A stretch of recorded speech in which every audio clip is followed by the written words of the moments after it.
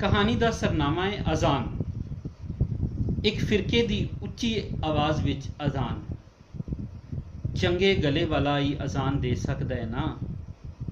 एक शरारती जे पड़ियार ने उदों पुछया जदों मैं वाइट बोर्ड उपर कुछ लिखन लग्या मार्कर दा कैप खोलिया सी।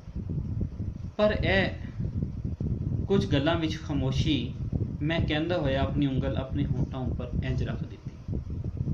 मैं कहंदा हाँ ए फिरके दी अजान नहीं है ना, इसलिए एक होर बोलिया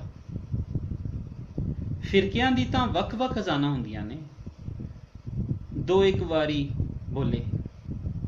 कुड़ी ने कहा जिसने नमाज पढ़नी है वो जा सकता है, बहस काहे की है। सब तो वध फैशनेबल ने गल की। What is the point. नकाब वाली बोल पई अजान मुक गई। मैं अगां पढ़ना शुरू कर दिता। फिर इस 45 मिनटां विच बहुत अजानां होईयां ते कोई उठ के ना गया। सारे अपने अपने नोट्स तैयार करते रहे ते मैं पढ़ांदा रहा।